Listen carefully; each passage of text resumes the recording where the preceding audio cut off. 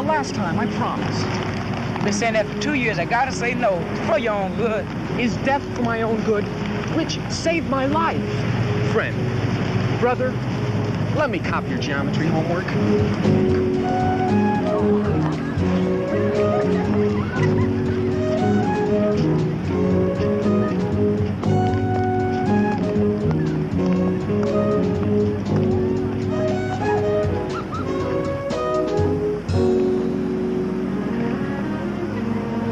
Wonderful. Wonderful, huh? The kids. Such vitality they have, the youngsters these days. Such oomph. I was reading yesterday in the library. This doctor, a Nobel Prize winner for his work in arteries.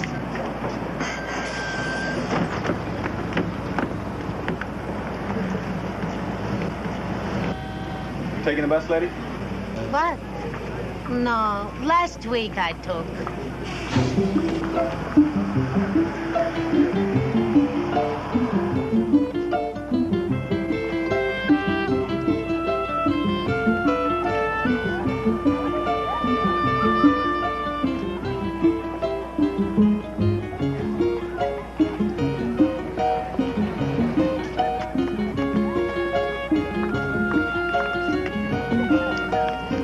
Excuse me. Morning, Pam. Oh, morning, Mr. Dixon. You want something? Your name is Pam. Mm-hmm, Pam Simpson. He's a teacher. Mr. Dixon? Yeah. He's so handsome. Well, I gotta go. I was wondering, all these grown-ups, they're all teachers. No, they're spies. Spies, yes. Under the guise of parents. See, this is Parents' Day, and they all come snooping around, making sure they get their tax money's worth. No, they're worried you should be getting a good education. Your mama's visiting? Such a nice girl. She must be very proud. No, she's working. Like my mama. Her whole life, she rolled in a cold basement, cigars. Well, see ya.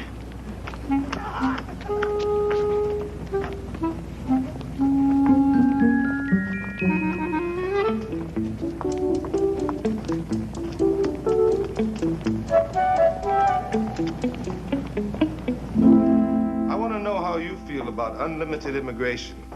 Remember, the time is 1904, and more than 1 million refugees per year are pouring in.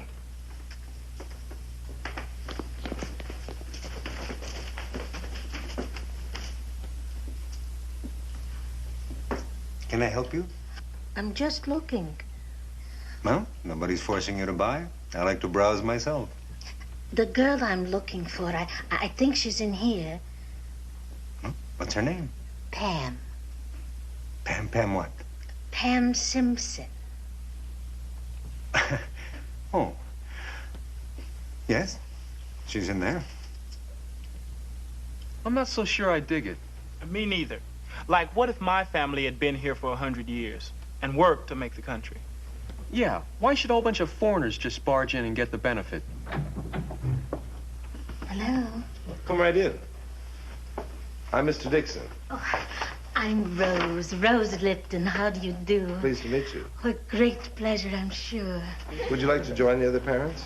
Thank you very much.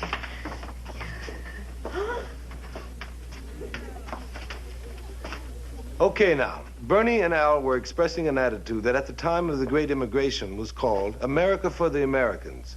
Anybody disagree? Richie. Life was tough where those people came from. We had room, why shouldn't we let them in? But a lot of those people were really bad news, right, Mr. Dixon? Some were sick, some were criminals. They were really a mess. Is that true? Some countries did take advantage of America by sending people they didn't want. And there were big profits to be made. Didn't the transport company fly to thousands of people? That's right, they told anything to sell a ticket. The streets were paved with gold. The only gold was in the ship owners' teeth. And a little in their pockets. Wasn't this the land of opportunity? Well, it was opportunity, all right. But it was far more difficult to... Yes, Mrs. Lipton. I just wanted to say how wonderful it is in the school to hear a discussion from two sides of every question. Such a good teacher you are, Mr. Dixon. Thank you, Mrs. Lipton. Now, remember, as history... Yes, Mrs. Lipton? You wouldn't mind if maybe I would relate a personal experience. You see, I was one of those immigrants that you were talking about. Well, certainly. I think we'd all find that interesting. And all you other parents, feel free to join in. This ought to be good. Georgie Dressel, I'm not. Carol Burnett?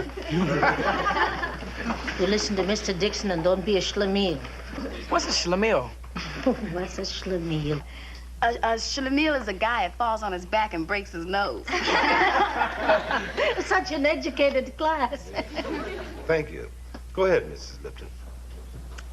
When I was a little girl, I lived in Poland. Poor. We were lucky if maybe we had for supper a piece of black bread and a raw onion. Of course, there's no disgrace in being poor, but that's the only good thing you can say about it. One day, when I was 15 years old, my papa came home and he told us we were going to sail to a faraway land called America. We were so happy because we'd heard that in America nobody starved and nobody was beaten because they were poor. And my boyfriend, David, he was sailing on another ship with his family. We made plans to meet in New York City. On the boat. You never saw so many different people. Austrians, Hungarians, Bohemians, Serbians, Italians, Poles, all huddled together like animals. Well, there was nothing to do but to try to talk to one another. Such a cackle, huh? All these people speaking different languages. But by the time we reached Ellis Island, we were hugging, we were kissing each other with tears in our eyes. I mean, what difference did it make if we didn't understand the words? We understood better than the words. We were speaking with our hearts. Your boyfriend, David, what happened to him? Did you meet him like you wanted? David, his boat landed in Boston and I never saw him again. But there were new friends. There was a whole new life, like a flower was opening up. And no more onions and black bread. Instead, every night, rye bread and lakshan. Lakshan? Lakshan is a noodle that you shouldn't cook too long, not over 3 feet. Mrs. Lipton, when you got to New York, where'd you live? Did you go to school right away? Mrs. Lipton, what was it like in New York? Did you go to school right away? I wish some of the other classes could have heard that story. Really? Yeah, the kids really enjoyed it. Well, I've got to go. Got another class. Goodbye now.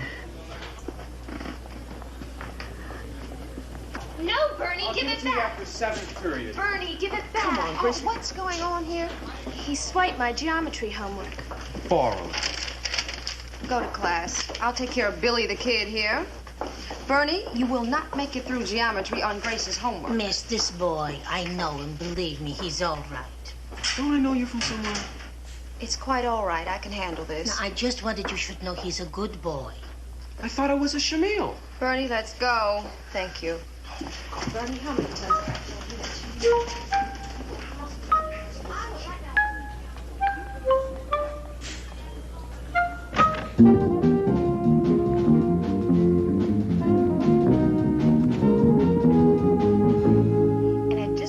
My lessons on verse. See, there are 2 movements, the quick and the slow. So we have the unapostrophe and the dactyl. And the class was really getting involved when... They were interrupted by an elderly woman with a shopping bag. Morning, everybody. Good morning. How did you know? Because practically every class in Whitman yesterday was interrupted by an elderly woman with a shopping bag. You mean Mrs. Lipton? Pal of yours? Well, she told my students about when she was an immigrant. Very interesting. To a poetry class? She told the same story to your class? Oh, and in trigonometry, civics, chemistry, and hygiene. I had teachers in and out of my office complaining all day long. Well, Parents' Day was yesterday. Today, you got nothing to worry about except students, teachers. Oh, that's nothing. To him, that's nothing.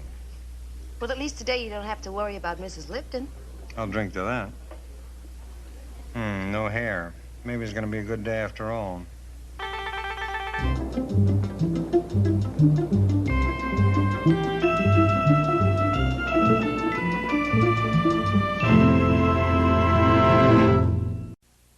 Some people were saying, scratch an American and you'll find a foreigner. And what do they mean? Richie? They meant that if you go back in most American family lines, you'll soon find a foreigner. What about yours? Well, you had to go back a pretty long way in my family.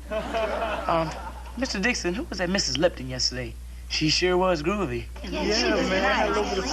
I never knew a person her age could be so straight. Yeah, and she looks like all those other old ladies walking around. Well, maybe some of them have something on the ball, too. She sure gave your lesson a shot in the arm. That's right. And that's a lesson that a lot of people hadn't learned at the time of the Great Immigration. How about now? Good point, Jason. Many of us still think that people who are outwardly different are not quite as good as the rest of us. Mrs. Lipton. I had such a good time yesterday. I brought something to say thank you. This is a photograph album from when we were talking. Look, that's me 1 week after we got off the boat in New York. Very nice. Oh, Mr. Dixon, could we see it? Visual aids are always useful for stimulating the student's interest. Hey, may I pass it around? Be my guest. Excuse me a minute. I've come to relieve you of your eldest student. Why, is something wrong? You hadn't noticed that one of your students differs from all the rest? Well, she does like school. Right. That should have given you a clue right there. On her way over here, she poked her head into a few other classrooms where she's not quite as warmly received as she is in room 222. Yarnell's geology class. She told the students the sandstone specimens remind her of her Aunt Sadie's rock candy. She has to go. It's too bad. Kids are gonna hate you. Me? Oh, boy. In time of crisis, you find out how many friends you really have. None. Oh, if I'm a high school principal, why do I feel like a Cossack? There goes. Excuse me? Excuse me? Mrs. Lipton, may I speak to you for a moment, please? Mrs. Lipton, this is our principal, Mr. Kaufman. Mr. Seymour Kaufman. I read it on a history book label. You know, I had an uncle, Seymour. His whole life, he looked for a girl who was so proud she wouldn't let her husband work. He never married. I'm not surprised. Would you join me in the corridor, please? It would be a pleasure. Oh, Mrs. Lipton. Your book.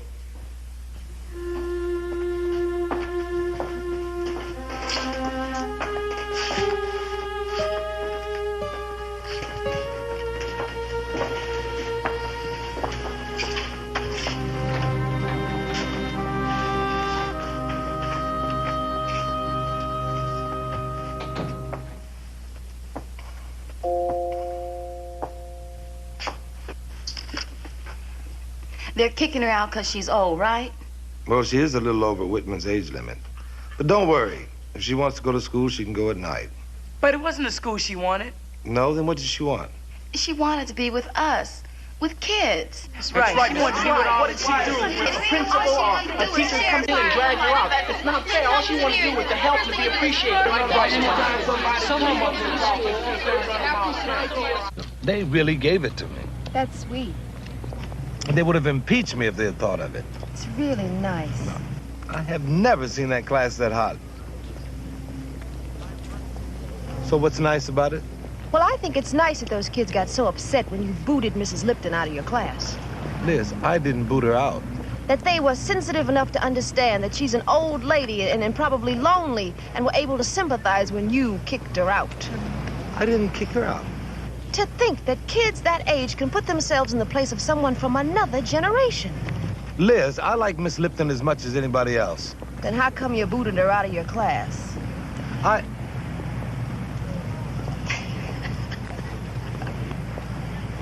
One of these days. Uh-oh, here come the vigilantes. And the condemned teacher ate a hearty peanut butter and jelly sandwich. Mr. Dixon. Yes, Richie? Well, on behalf of American History Class 246E, we all want to apologize for coming on so strong before. Oh, that's all right. You were just speaking your minds. Well, we know you're only doing your job. And the rules are the rules. Well, anyway, we all just wanted you to know that we all think you're a groovy teacher, and we hope there are no hard feelings. And let bygones be bygones. Thanks a lot. As a matter of fact, Miss McIntyre and I were just saying how much we admired the way you all sympathized with Mrs. Lipton. Oh, then you'll help us. Did I say one thing too many?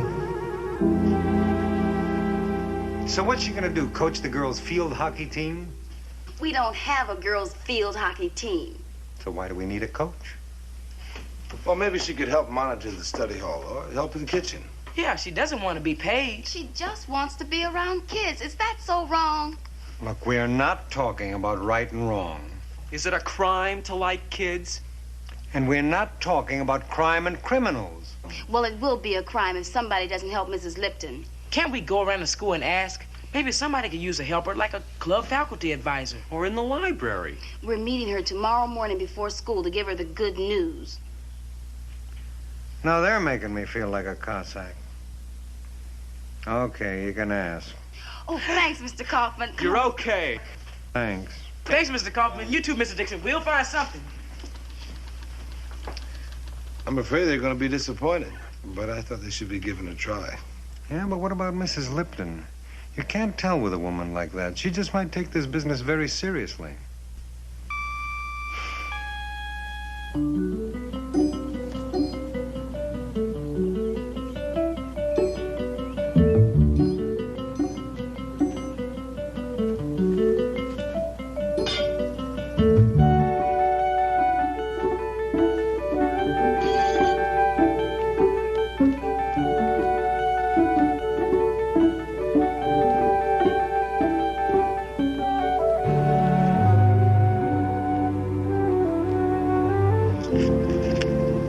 Telling you the truth, I'm practically an assistant teacher yet. Rose, you're too much. You know that? What are you assistant teaching? How to cook chicken soup? Next, she'll tell us she's an assistant go-go dancer. Such old fogies, you don't know the truth when you hear it. Mrs. Lipton? Mr. Dixon, Mrs. Barnett, Mr. Como, may I present my friend, Mr. Dixon? How do you do? History teacher, Walt Whitman High School. Is there something that you wish to discuss with me, Mr. Dixon, concerning tomorrow's lesson? Can we talk over here? In privacy, of course.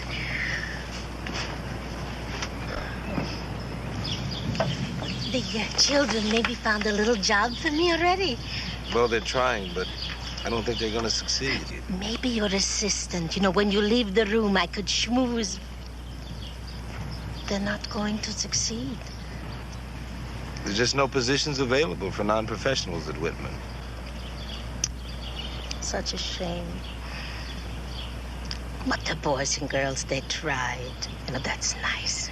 That's very nice. Yeah. They're going to be terribly disappointed tomorrow morning when they have to tell you they failed. They're going to feel like they didn't come through for you. Maybe.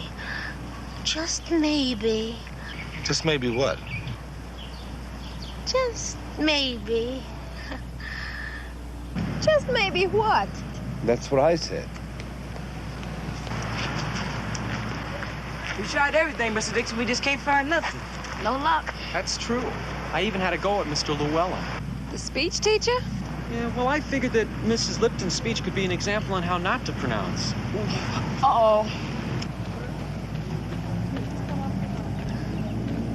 Who's gonna tell her? Well, I guess I have to. She sure is going to be disappointed. Good morning, everybody. Good morning. You look darling. Thank you. Mrs. Lipton, about that job. I must tell you something first. Oh, I'm so ashamed. I feel terrible. I put you to all this trouble of finding me a job. But like Benedict Arnold, I feel. But you see, well, the truth is, I found a job myself. Something very important. So you see, I can't accept what you found for me.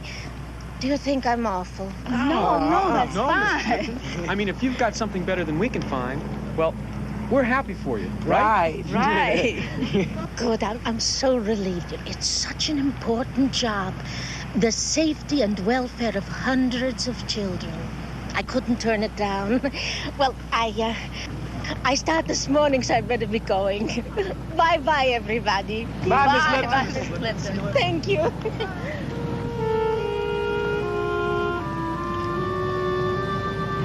That was so nice.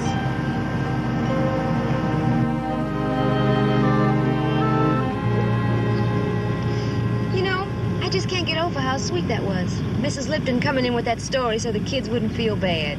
Yeah, I'm surprised they bought it. Why? She did stretch it a bit, didn't she?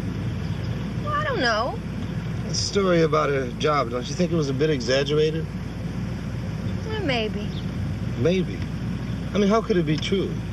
What possible job could she have that has to do with the welfare and safety of hundreds of kids? Tell me.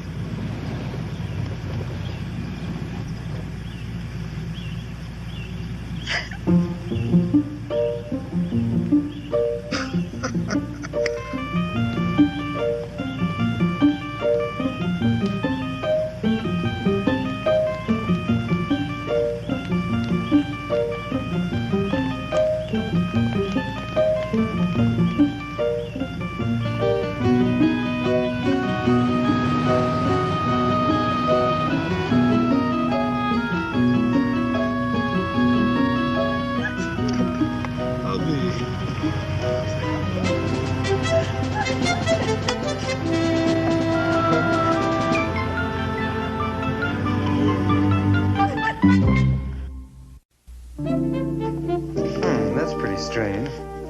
No, I never have. You felt like a what?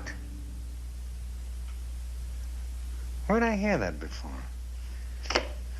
Well, look, Jerry, it's late. It's been a long day, and I'm having a cup of coffee with a couple of my teachers. So I'll be... Yes, Jerry. You're a very nice man. Fine. Goodbye.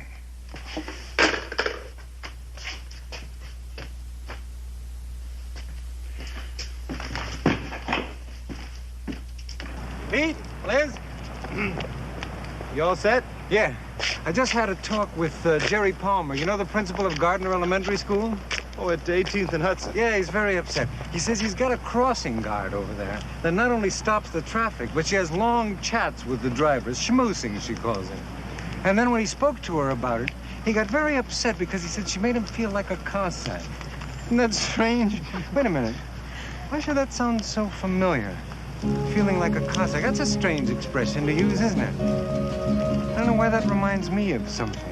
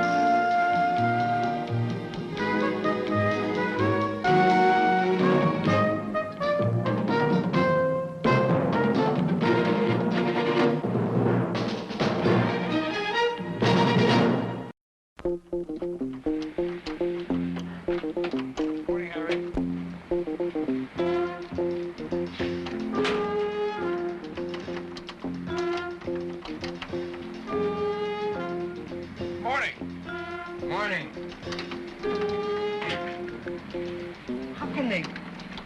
Every time I get a second set of keys, how can they make a key that fits perfectly in the ignition and not in the door? Or if it fits in the door, then it doesn't fit in the ignition when they both take the same key? Old world craftsmanship. Would you like me to try? No, I would not like you to try. Hi, Mr. Dixon. Hi, Mr. Dixon. Mr. Kaufman. Good morning. Can I help you with that? Oh, no, it's just stuck. No big problem, thanks. Let Ben try it. I do know how to do it, sir. He does if he says he does. Go.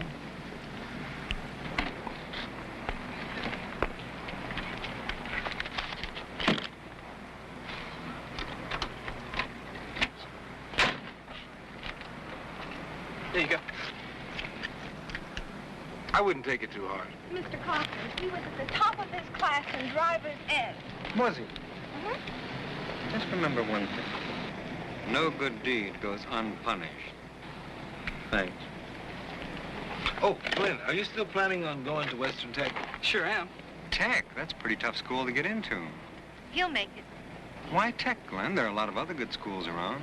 For what I need, Western Tech's the best. Best staff, best equipment. A diploma from Tech really means something. How are your grades? Not bad. I have to do really great on the rest of my exams.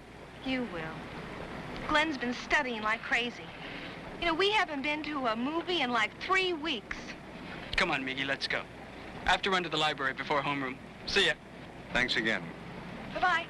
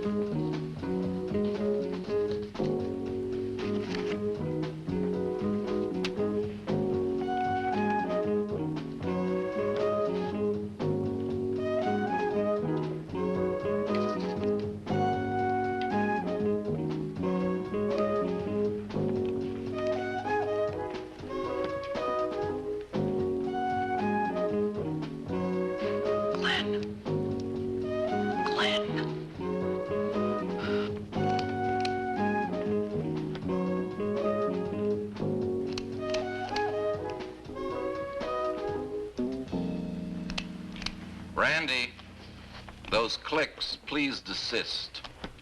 Some fool who knows less about this subject than you might think they're code for true and false.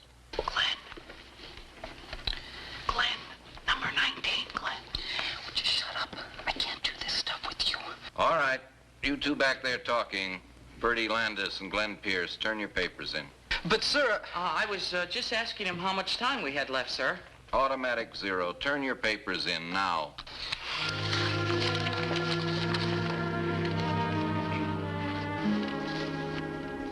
I wasn't cheating, sir. That's true, sir. You were breaking the rules. Pierce, I saw you talking to him. You don't deny that. No, sir, but I... It's an automatic 0. The rules are posted. But he didn't do anything, sir. It was my fault. Oh, sure. Pierce, did Bertie here ask you for the answer to a question? I don't know what he said, sir. I just told him to keep quiet. All I asked him was how much time we had left. Honest, sir. Mr. Honest and Mr. True.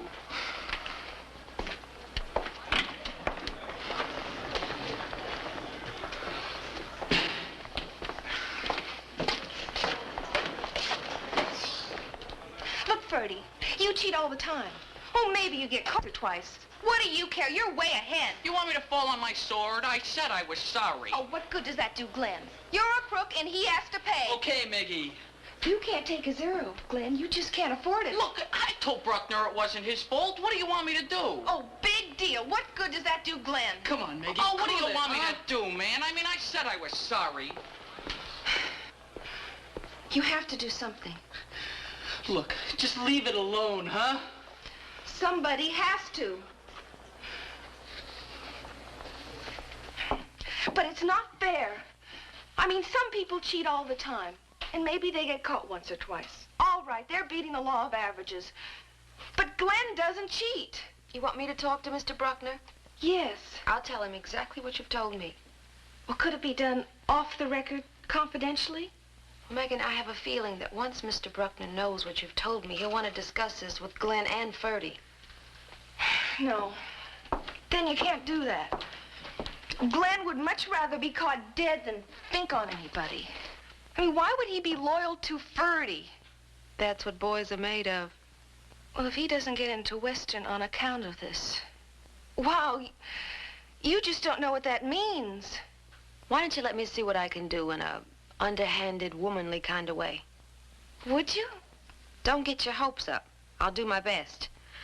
Mr. Bruckner is one of those strict nonconformists we all so deeply admire. That's SOS. T for true, F for false. You know, I think Randy Wilson and John Tremaine have taken the trouble to learn the Morse code. Hello, Howie. Hi. Hi. What's happening, Dixon? Oh, Howie was just explaining the educational side effects of higher mathematics. Oh, Morse code. He thinks his students are sending and receiving. He also thinks that we ought to offer the students a diploma in subversion. That's not too far-fetched. You know what this is? A fake fingernail. Right. Now, look at the back. Notice the fine print. Well, isn't that something? Excellent detail. Those are theorems for making triangles congruent. Very imaginative, right? Howie, you're just going to have to make those girls check in their fingernails at the door before every exam. Well, I don't want to go too far. We wouldn't want to discourage the students in one of their new creative activities. You know, Howie, some kids in every class cheat, but you always seem to have more than your share. That's true. No, we all do our best to prevent cheating, but you seem to get a kick out of it. He likes to trap people. Oh, come on. That's not the point. What is the point? Them against us? Students against teachers? You know, I wouldn't be surprised if your cops and robbers approach doesn't encourage kids to cheat, just to see if they can get away with it. Could be. It's a game. It's not a game to me. When a kid cheats, he hurts himself and he hurts the kids around him. It's one of the biggest problems in this school and one of the hardest to solve. But it is a game, and its name is Beat the System. The students who learn to beat it go out in the world, and they're the ones who succeed. Ah, now I see. So Glenn Pierce failed to beat the system. Is that it? Glenn Pierce? Yes, he did fail. He broke the rules and he got caught. Did he complain to you? No. He didn't complain. He wouldn't. What happened? Howie gave Glenn Pierce a 0 on his quarterly exam for talking, not for cheating. For breaking the rules. As I understand it, he was telling someone to leave him alone. Do you realize what this could do to his chances for college? No, I don't, Pete, and I'm not obligated to. You are rotten, Howie. I mean, really. You could at least give him a makeup exam. That would be the fair thing. I will give him a makeup exam. But first I want something from him, an honest answer. I want to know what Ferdy Landis asked him. You want him to think. Is that what you're penalizing him for? For not thinking? Why do you people suggest that I have an obligation to be fair and honest and decent while he doesn't? You want justice? Well, maybe the price is being a little unpopular. Face up to it. I have.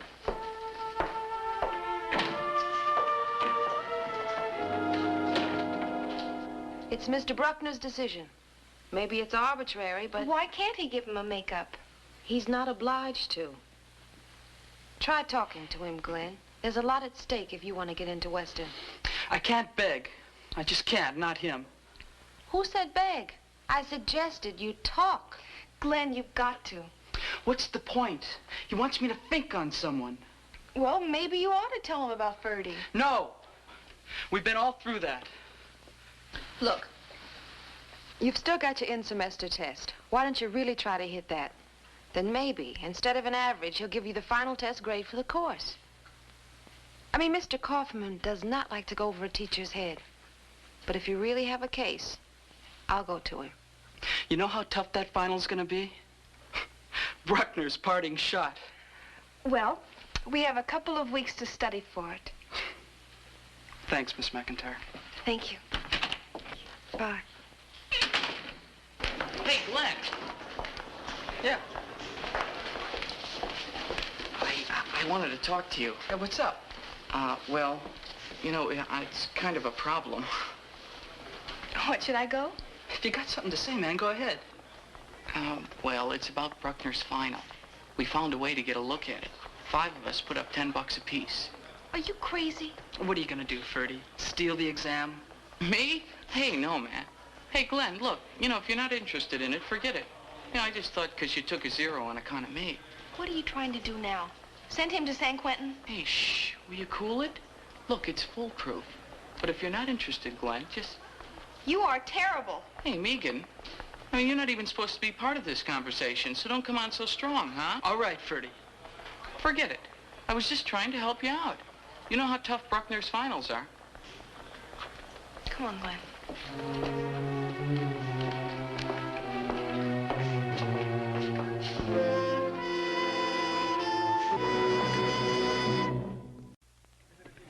Well, you know, it's possible, Chase. I mean, I once knew this guy who wrote the entire Gettysburg Address down on a piece of dental floss, right? And when the teacher was just about to bust him, zap, he'd wipe it clean and destroy the evidence. Hey, that's great. Hey, man, you believe anything. Well, you know what is true? You know what is true? What? Last year, remember Pat Lorna? Yeah. And her meat-brained friend Claudine? Oh, yeah. Okay, well, they had a set of signals like deaf and dumb. It was pretty far out. Okay, Lorna told me that she transmitted the entire IQ test, so now Claudine's going through life on Lorna's IQ. That's beautiful. I can dig on that. Looks like a caucus of revolutionaries in a very deep rap. That's student talk rap. How you doing, Mr. How are you, Mr. Kaufman? Hi, what's the subject? Oh, honesty. So laugh. Honesty and how to get around it. Sir, did you see that collage thing that Carlos Santana did for our class? I mean, from just a month's worth of newspapers and magazines, he collected 297 different examples of swindling, cheating, wheeling and dealing by big business, physicians, politicians, mayors, athletes. I saw it. Did you happen to notice that there was not one instance of safe-cracking by a high school principal on there? Did you notice that? Well, sure, you leave high school and that's the last time you see an honest person. But you're the people that are going to change all that, right? Oh, no, sir, not us.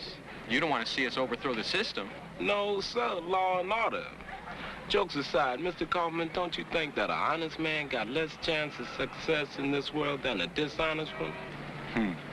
It's a difficult question to answer, Jason. Depends on what you mean by success. Oh, Mr. Kaufman, if you were just a little crooked, you'd be superintendent of schools by now. Or mayor. President even. Tell me something. What's wrong with being a high school principal? You know what I mean. The cats I know who break the law got the biggest, baddest, shiniest rides, and honest cats is walking around barefoot. Well, if what you mean is that some people are cutting corners and making it, then unfortunately I have to agree with you. But if you're saying that an honest man cannot be successful, then that's simply not true. But don't you admit that it's harder for an honest man to make it? Look, nobody gets any guarantees in this world that what you want is going to come easy. Well, why make it harder for yourself by being straight? Because that way, you see, even if you fail, you begin to understand yourself. You know your strengths, you know your weaknesses. And believe me, nothing is more valuable when you face a challenge. Mr. Kaufman. I know, that sounds very square, doesn't it? But you see, I have no interest in being hip. What I'm interested in is that you people should go out into the world as honest, decent citizens that care enough about the next guy not to want to cheat him. See, for me, the man that's successful is the man with self-respect. And the guy who's won the love and respect of a few friends. A cheater can never know that kind of success. Well, okay, end of sermon for today. It's a pleasure to do business with you. Peace. So long, Mr. Kaufman. You know, he's not a bad old guy, Mr. Kaufman. Living in a dream world. Oh, what does he know? Well, I guess the only way to stay clean in this world is to be a teacher or revolutionary. Yeah. Hey, Glenn. How's the math coming? Slow. Sweat, man. It goes down so hard. What's the matter with me? Am I dumb or something? I was never this bad in math. You're just hung up on a few things. Bruckner's got you psyched. Yeah, I've done exactly nothing else in a week. Nothing, just math. And I still can't get it. We have time. Sure.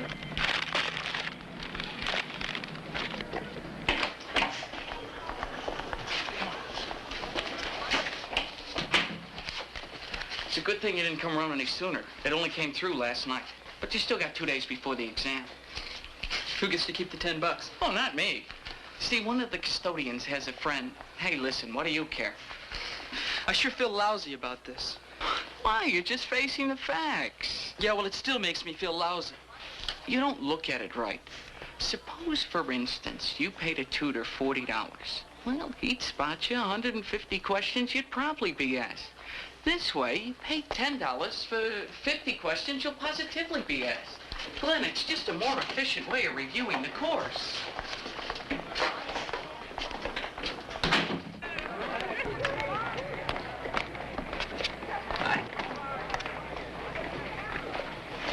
What's wrong with him? Is he stoked up or something? What? Well, he's been winking and grinning at me all through study hall. Giving me peace signs and power signs. Oh, he's all right. Hey, remember what he said about being able to get a hold of Bruckner's final? Well, the kids say it's true. Yeah, I know. But is that possible? I mean, really? How could he do it? What's that? Mr. Bruckner's final. I haven't opened it yet. You got that from Ferdy? I gave him $10. How come? Look, I didn't get a fair shake from Bruckner. That's the truth, isn't it? Yes, it's true. Okay. I'm not perfect. I'm sorry. I thought you knew. I knew.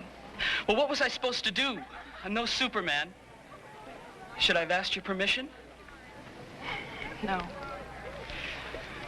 You know what this means. You're getting into Western. That's right. Yes, I know. Call you later. Maggie! Does it have to be such a big thing? I don't know, Glenn. I honestly don't know.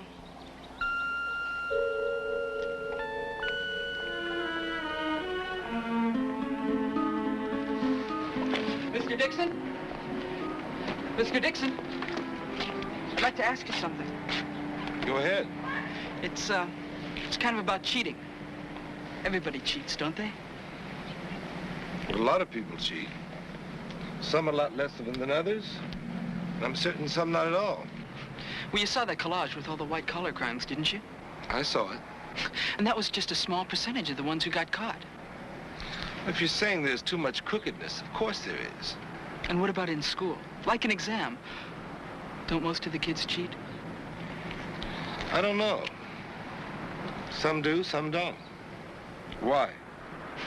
Because the ones that do have a big advantage over the ones that don't. I want to get into college. Is it so wrong to... Cheat? Yeah, cheat when everybody else is doing it. If nobody else cheated, I wouldn't mind. But it's not fair to me to be the only one who doesn't. Glenn, if you're asking me to tell you that it's okay to cheat, I'm not going to do that. I know. But can you tell me why I should be honest? You're 18 years old. And if you can live easy with hustling and dishonesty, then there's nothing that I can say that's going to keep you straight.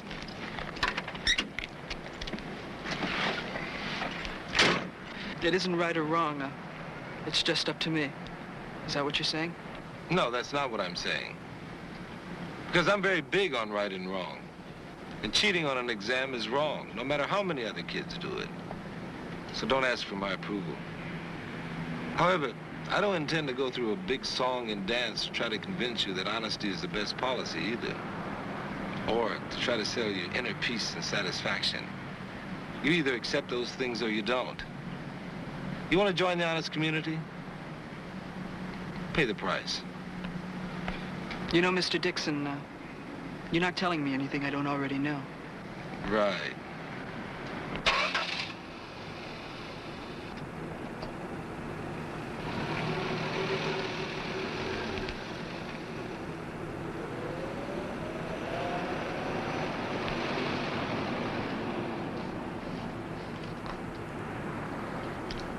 All right, now, any talking is an automatic 0.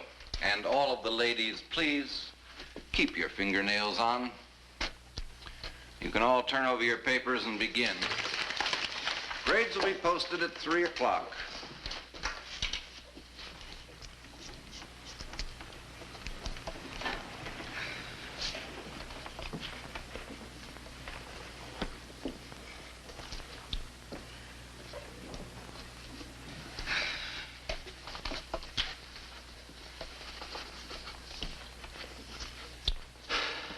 This is really a good test of a person's ability, sir. Really good.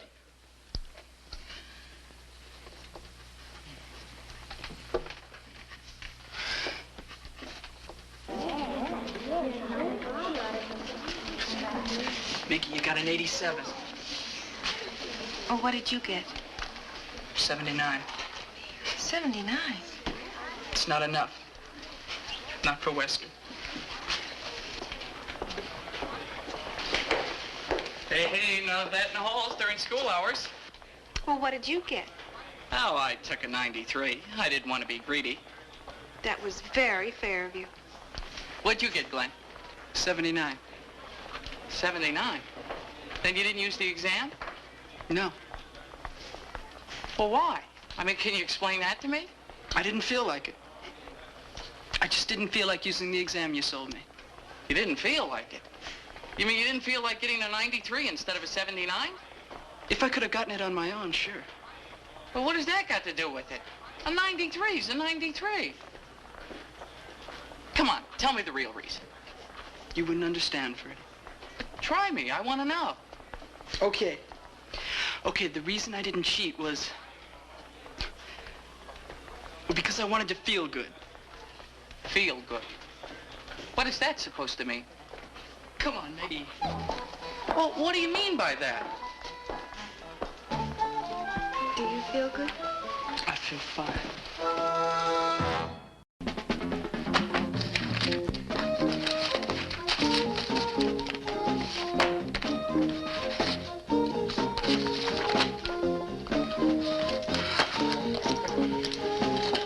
Will you come on? We're just going for coffee. A place for everything. Look, we'll only be gone 10 minutes. Okay.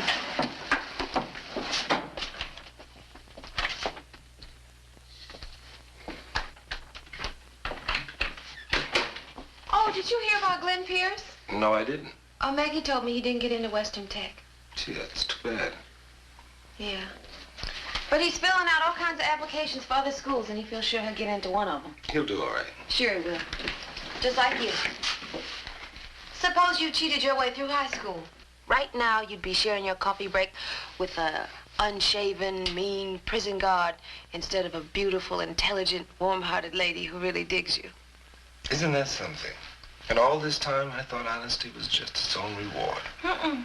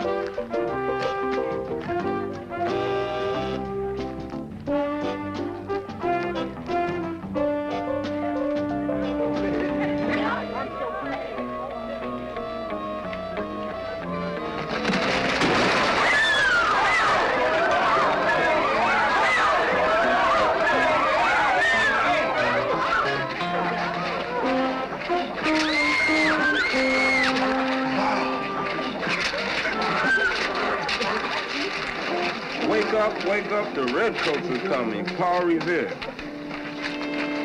Not merely one man riding one horse on a certain lonely night of long ago, but a symbol to which his countrymen can yet turn. Paul Revere had started on a ride which has never really ended. In more ways than one. You know, there's a sense of destiny in the air this morning. I can still smell it. Well, I don't know who Whitman High's Paul Revere is, but he couldn't have picked a better ideal. Paul Revere was the greatest hero of the American Revolution. I can't agree with that, Tim. He was an important figure, but there were many others who were more outstanding. Lafayette? Crispus Attucks. Well, you can't compare them with Paul Revere. I mean, he was something greater than himself. He was a legend, a symbol. Well, he galloped right into history, art, folklore, poetry. That was the trouble. He was romanticized out of proportion. Romanticized? Well, he risked his life to save a lot of others, didn't he? Yeah, but lots of people did that. At least he didn't throw garbage all over people. Well, maybe this Paul Revere is trying to warn us about something, too. Like what? Well, I don't know, but if it hadn't have been for Paul Revere, a lot of innocent people would have died in their sleep.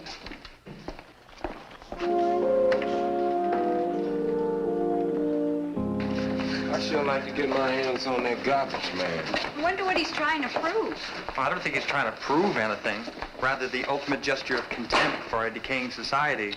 I think he's trying to just lay garbage on us, baby. Yeah, I got ketchup all over my poncho. What a mess. Are you still on Paul Revere? You know, I think you're making a big deal out of nothing. You ever try to get egg salad out of an afro? No, Jason, I can't say as I have. I still smell like last week's cafeteria menu. Look, you're all being so squeamish about this whole thing. It's so silly. Everybody getting so uptight about a little garbage.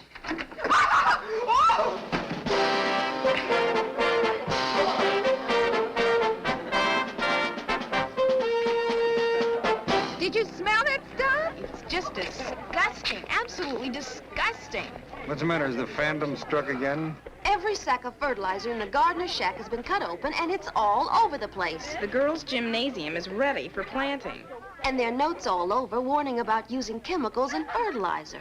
And if that's not bad enough, every tire on my car is flat with a note stuck to the windshield saying single-occupant driving leads to greater air pollution. What is this guy, an anti-pollution Zorro or something? It would be easier if he would just steal from the rich and give to the poor. Something's got to be done, Mr. Kaufman. The next thing we know, he'll be burning down buildings. Oh, come on, Miss Johnson, burning down buildings. I don't think it's as serious as all that. I think it's just some pranks to gain attention. I mean, after all, it is a worthy cause. We have to be a little tolerant. Who, me? You said he couldn't have picked a better ideal. No chance, Mr. Dixon. Whoever makes up these little notes really digs Paul Revere. Sort of like a symbol, you know? You're kidding. Why would I want to go around doing things like that? Maybe because you believe what you're doing might help. And it is an unusual kind of protest. You really think so? Is it you, Tim? If I told you it was me, would you turn me in? Well, I'm not interested in blowing anybody's cover. I came here to talk about Paul Revere. Will you promise not to give me away? Let's not play games, okay, Tim?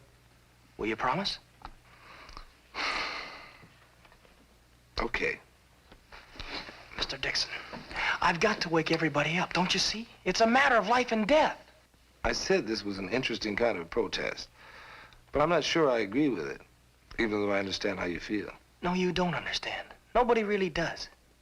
I grew up not far from here. It was beautiful and clean. The air was clear. You could breathe without coughing. You could see without your eyes burning. I used to fish in a stream and catch frogs and play with them, study them. Now, all the fish and the frogs are dead or dying. And you know why? Because all kinds of factories are pouring filth into the stream. Mr. Dixon, nothing can live there anymore. There are a lot of people working to do something about pollution. Sure, low-lead gas that nobody buys, ballot propositions that can't get passed because people think it'll cost them more money. Each new thing takes time and education. And, you know, propositions to help don't get passed because of special interest lobbies with a lot of power and money, which means that the people will just have to work harder to overcome them. We haven't got the time. That's just it. We're being poisoned. We're dying. Mr. Dixon, you could mine the lead in our football field. We've got 100 times more of it in our bodies than we did 5 years ago. Along with carbon monoxide, hydrocarbons, sulfur dioxide, fly ash, asbestos particulates, and who knows what else. Tim, you could do something about it without going outside of the law. Look, I'm on 3 committees working on pollution. There's a club here at the school. You know that. You could join. Clubs, committees, talk, and no action.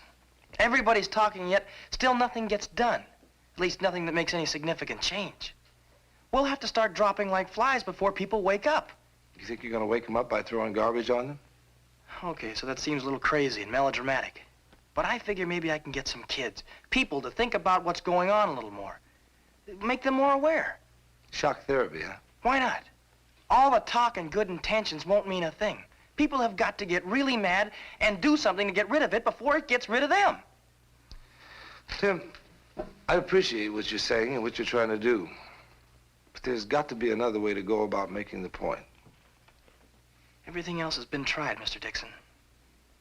The redcoats are coming. And the only thing left is to wake up or die.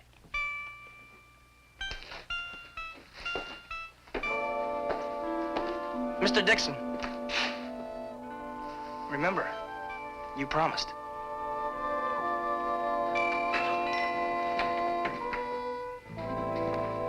Mr. Kaufman? What are you doing with that can? Just taking it outside for the teacher. Oh, Richie's not the type. You shouldn't creep up on a man like that, you know that. Why are you so nervous? But you know, I'm getting a little paranoid lately. Everybody, looks suspicious to me. Well, don't look at me. Do you know something? I don't think you did it. But I just got a sneaking suspicion that you know who did. I have never been on a horse in my life. Anyway, we haven't heard from our mystery crusader in over a week. Maybe he's given it up. Oh, wouldn't that be wonderful? Let us cherish that thought. Maybe Paul Revere's finally been laid to rest.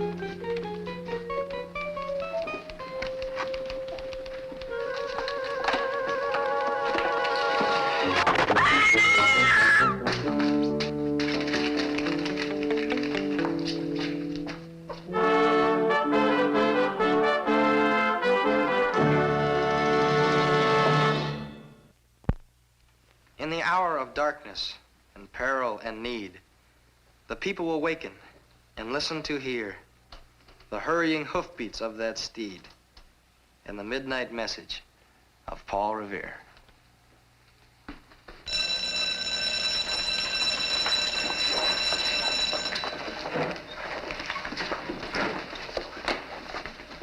Tim, can I see you a minute?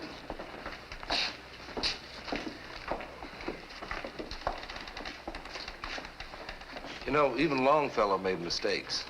He put Revere on the wrong side of the Charles River. Well, I'm not making a mistake. Have you read the morning paper? Paul Revere strikes a plastic firm and well, they're finally getting the message. And you could go to jail. Well, they've got to catch me first. You know, you made me a promise. Yeah, but this is going a little too far. It's one thing to play Paul Revere around the school, but fooling around with companies like Terrathon Plastics. I'm not fooling around. I thought you understood, but you don't. Oh, I said that there was another way to protest pollution. Well, what better way can there be than right at the source? Whitman High is small potatoes, Mr. Dixon. Out there are the real polluters, the factories that are pouring filth into our water and air. Tim, what you're doing may be a completely valid gesture, idealistically, but it's unlawful and dangerous. Well, that's what they said about Paul Revere's ride. Yeah, but he was only trying to wake people, not shock them into action. You gonna change the world overnight? What about the cost to yourself and your parents? What about them? Do they know what you're doing? They got nothing to do with this. They might feel differently about that. It makes no difference what they think. I know what I've got to do. What about your future? You could get shot. Mr. Dixon, there isn't any difference between what happened 200 years ago and what's happening today, except that things may be a lot worse. You see, I just can't stand around and do nothing while factories like Terathon are poisoning us all. Tim, listen to me. I'm tired of listening. You just talk like everybody else. You see, you don't really know what's happening. You just don't really care. Tim?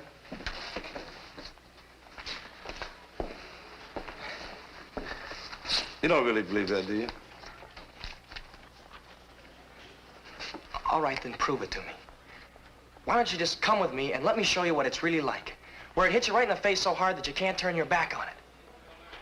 Well, what do you say, Mr. Dixon? Will you come with me?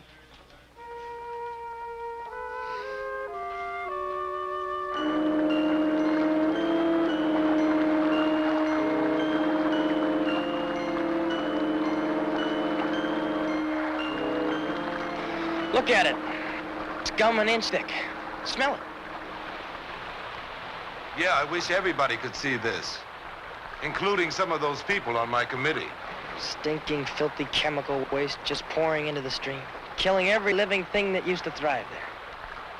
The factory's just over the hill. This pipe is like dozens of others, hundreds of others, just violating the laws of nature and threatening our very survival. Hey, I got a great idea. Let's plug it up. Oh, Tim, knock it off. Come on, Mr. Dixon, we can do it. Tim, let's go. Help me. Tim, this is not the way. Okay, you win. But I'll be back. You can count on that. You can't stop me. I'll be back.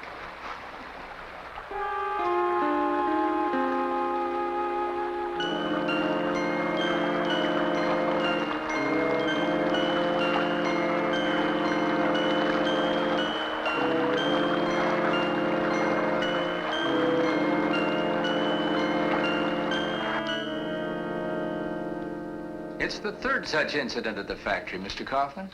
As a representative of Terathon Plastics, I'm conducting an official investigation along with Sergeant Grover of the Metropolitan Police. Well, what makes you think a Walt Whitman High student did it? Oh, we don't know for sure. But we understand you've been having some problems along the same line. And it was a teenager who was seen just outside the factory premises where one of our drain pipes was plugged up. A security man saw a man and a boy.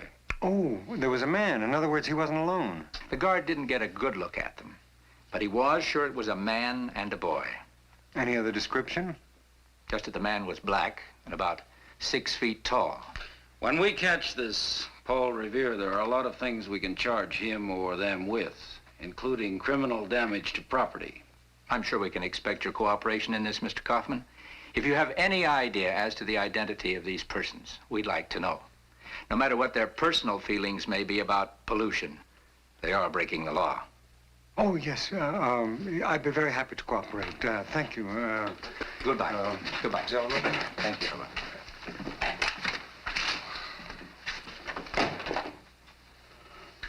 Pete, how tall are you? 5'11" and a half. Okay, so the kid wanted to show me the muck that Terathon Plastics was pouring into the streams. Pete, that's incredible. You went out there with that kooky kid? He's not a kook. He's a bright kid. He's just appalled at pollution. He's appalled. I'm appalled. Everybody's appalled, but we don't go to stuffing up drain pipes and throwing fish all over a lobby. Well, he felt it would have shock value. And right or wrong, he's doing what he thinks will bring about some change. Is that what you think? Did you help stuff up the drain pipe? Of course not. I stopped him. He must have gone back. Pete? Who is it? I promised I wouldn't tell. Oh, Pete, you've got to be kidding. You heard what Grover said. That kid can get you both arrested. I promised before I realized he was going to take on the world. Pete, I sure wish you'd tell me who it is. I'd like to make one more try. One more try to do what? To try to get Paul Revere on the right side of the Charles River. Pete, if you've known who it is all along, you must have had plenty of chances. Now, if you haven't been able to do it up till now, the police know that he's here. You gotta be running out of time. One last try, and if I can, If you can't, then you tell me who it is.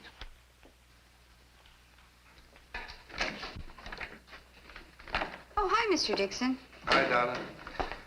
Is Tim around? Oh, no, he's gone home. You've been going with Tim for quite some time now, haven't you? Yes, I have. He's quite a young man. Bright, aware, dedicated. Yes, he sure is. Maybe too dedicated. I don't know what you mean. Well, I think you do. You know those midnight rides of his? He only wants to help, Mr. Dixon. I know. He's a very idealistic boy. I just hate to see him get hurt. Why, do you think he will? Well, running around those factories with armed guards and sentry dogs and electric fences, anything could happen. Well, he promised me he wasn't going to do that anymore. He said he was going to this home. Going where? Nothing, I can't tell you. Listen, Donna, I'm only trying to help. Now, I want to find Tim before he gets himself into some serious trouble. Now, what do you say? Well, it's the owner of the plastic factory.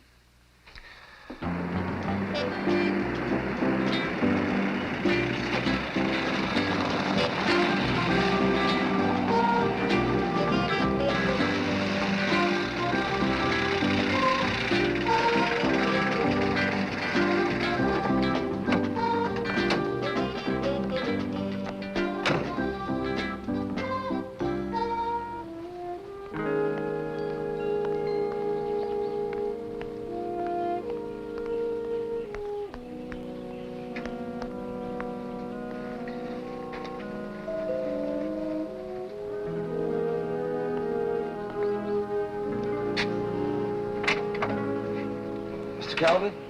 Yes, can I help you? My name is Pete Dixon. I'm a teacher from Walt Whitman High. Oh. Has this something to do with Paul Revere? Yes, it does. Well, then, won't you come in? Can I offer you a drink, Mr. Dixon? Oh, no. Well, I'm going to have one. What's on your mind? Mr. Calvin, Well, actually, I came here because I heard that Paul Revere intended to make his point closer to home. Oh, he did? Well, I'm happy to report there were no premature Halloween pranks around here. Well, that's a relief. Let's sit down. Mr. Calvin, these aren't Halloween pranks. They're attempts, strange as they may seem, to make you and others aware of the damage being done to our environment. I'm already aware of those things, but cures can't be made overnight. They're very costly. I've told Paul Revere that.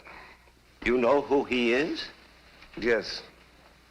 But I'm sworn to secrecy. Well, you could be prosecuted for withholding information. Aren't you aware of that? Yeah.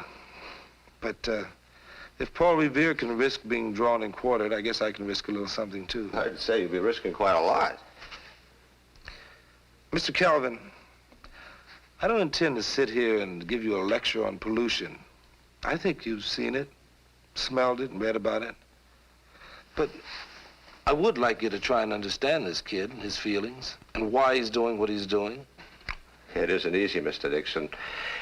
When I was his age, all I cared about was football and panty raids. True. But the kids today face dangers and threats to their existence that never touched you and me. They're just starting their lives, and they're trying to make their lives decent and long-lasting against indifference, stubborn resistance, repression. Can we really blame them for their impatience? You know, we consider Paul Revere a rebel, someone outside of the law who's threatening the status quo. But the fact is that he's really a hero. He's risking his life for something he believes in, protesting something that he believes is going to endanger all of us. And I just cannot accept treating him like a criminal.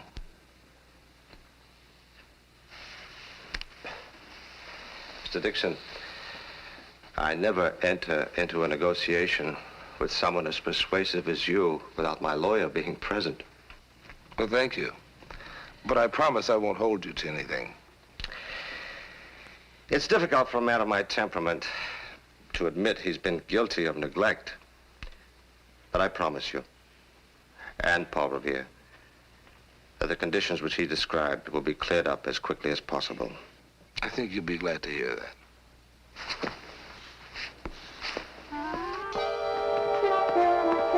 Somebody clogged it up.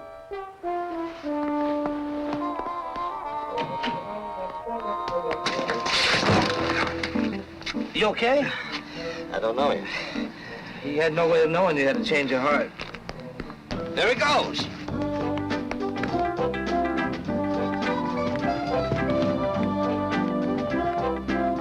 Oh, I think we missed him.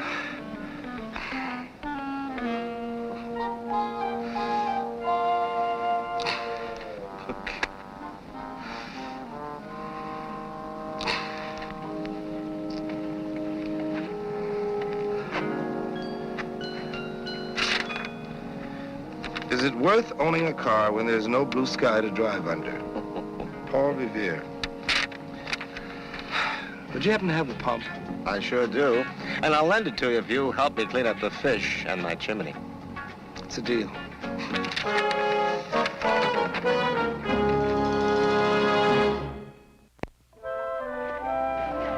And that, my children, ends the story of the midnight ride of Paul Revere. And Mr. Calvin agreed not to throw the chemicals in the stream and everything? That's right, and they're buying a new process for converting waste, all due to our mysterious crusader. Mysterious to everybody except you. Well, I was hoping you were willing to leave it that way under the circumstances. Well, I guess I have to admit he did do some good. Curious again! Oh, no. Look out! No, wait a minute. Now, hold it.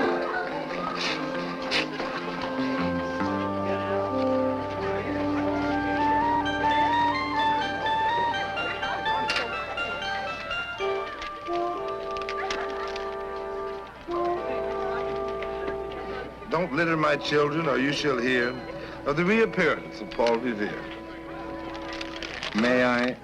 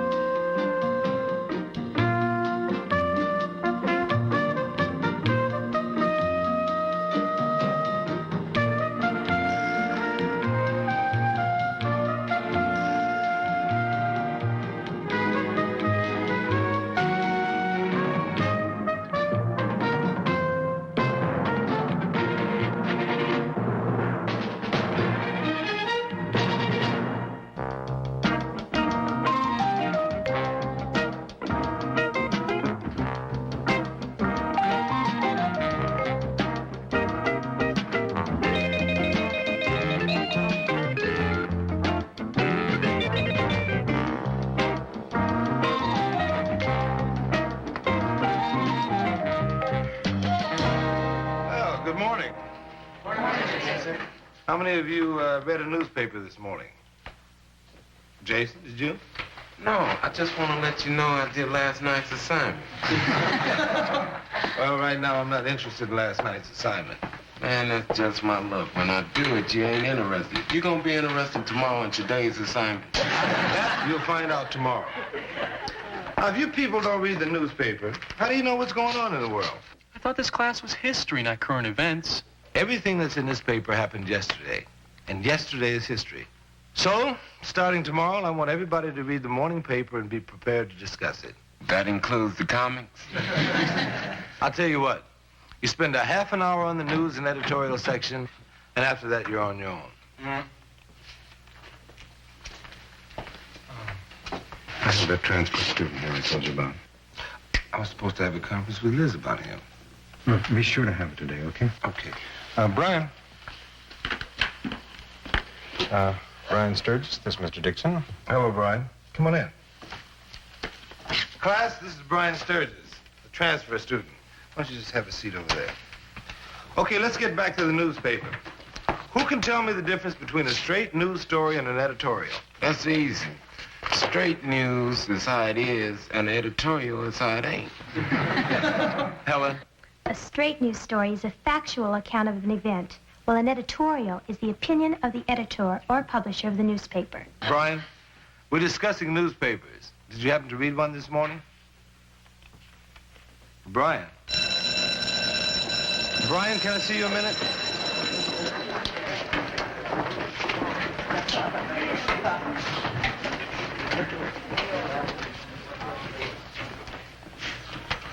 What school did you transfer from? Can you hear me? Did you take history at your other school? What were you studying? Okay, that'll be all. Painfully shy, withdrawn, attributed to severe stuttering. No wonder you didn't say a word. What do they mean by severe? Well, according to what I've read on the subject, they're referring to speech interruptions which can last up to 30 or 40 seconds. Any speech therapy at his previous school? It was a small school district. They didn't have any. No private therapy either, right? No chance. His parents prefer to think he'll outgrow it. Oh, you talked to him? I tried. It's like they're right out of the Dark Ages.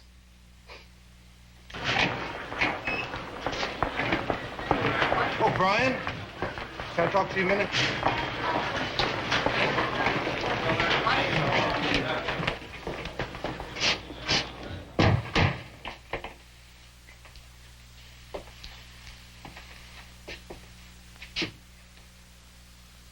I bet you know the tops of your shoes like the back of your hands. Brian, I know you stutter.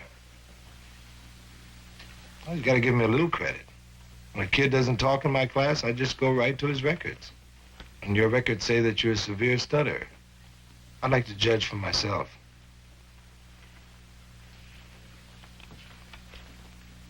This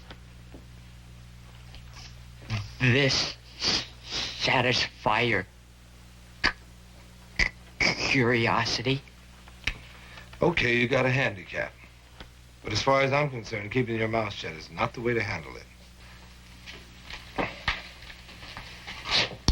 Look, Brian, I'm not suggesting that you stuff pebbles in your mouth and go out and shout at the ocean. I'm familiar with Demosthenes.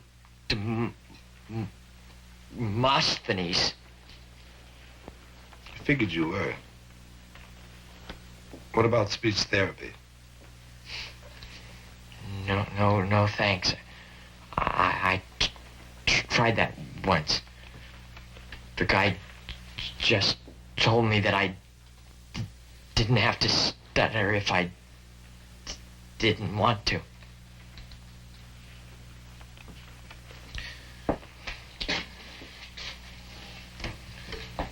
Look, Brian, you're at a point in your life when you're going to have to make a decision as to whether or not you're going to be a bystander or a participator. Now, I'd like to try and help you become the latter. How? Well, we start off small. First thing you do is participate in my class. Oh, there might be a few who may react when they hear you for the first time. What do I do if they laugh at me? You ever try laughing back? Come on.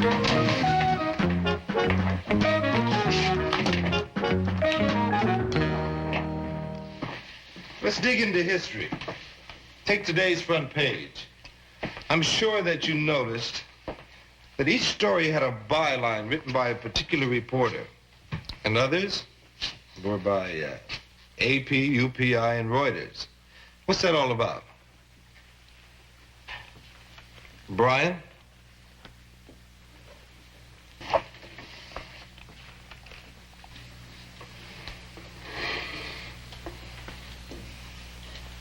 A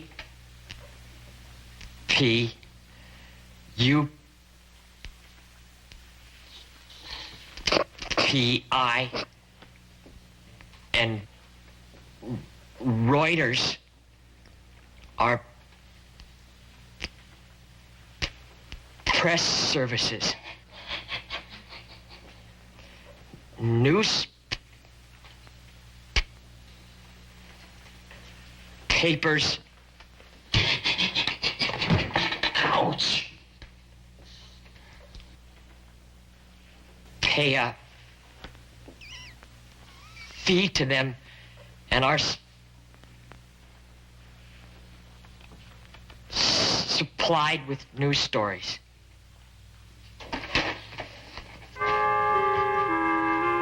Thank you, Brian.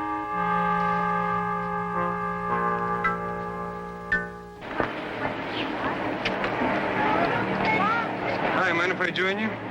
Sure. Please do.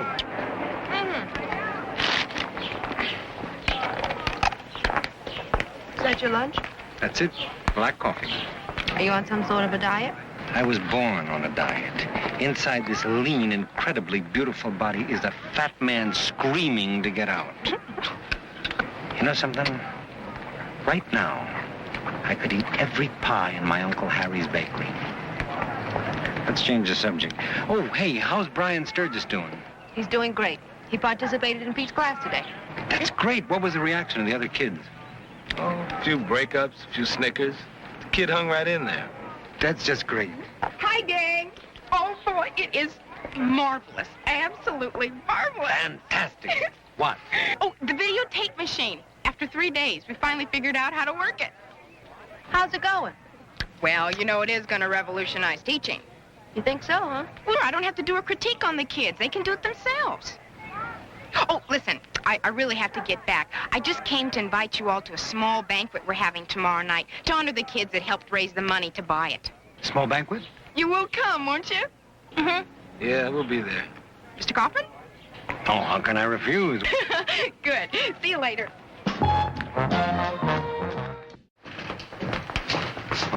How's everything going? Just fine. I thought you handled yourself beautifully yesterday in class. They started to laugh at me. I got really uptight. I'm sure glad you were there. Well, that's fine. But what happens when I'm not? Guess I just have to learn to handle that. Yeah, I guess you do. You know, I was talking to a friend of mine last night. He's a speech therapist. What a coincidence. Isn't it? Anyway, one thing led to another, and I told him about you. He thinks he can help. My parents would never agree. Well, maybe if you applied a little pressure and the school applied a little pressure, we might be able to convince him. Anyway, here's his card. His name is Dr. Lubin. He just happened to give you his card, huh? Yeah, it's funny the way things happen, isn't it? Oh, Brian, what are you doing now? I've got a free period. Well, why don't you drop in on Mrs. Johnson's class? A few of the kids are working on some entertainment for the banquet. They could use some help. And I could use some more social practice, right? You said it. I didn't.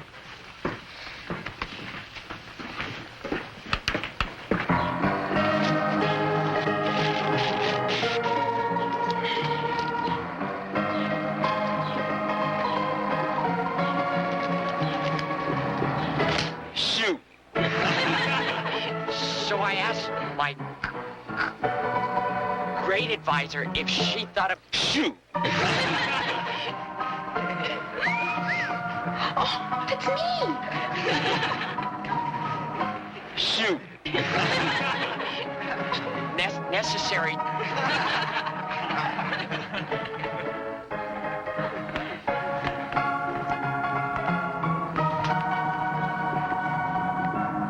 Shoot! Shoot!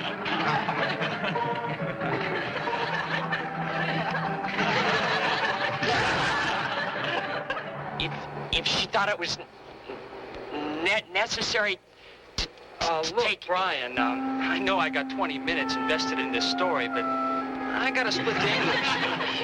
But I gotta ask you a question. Ask me tomorrow. After gym, I got a free period. Hey, Bob, wait up. I'll walk with you to your class. Wow. It's a beautiful piece of work. What do you think? I think you're right.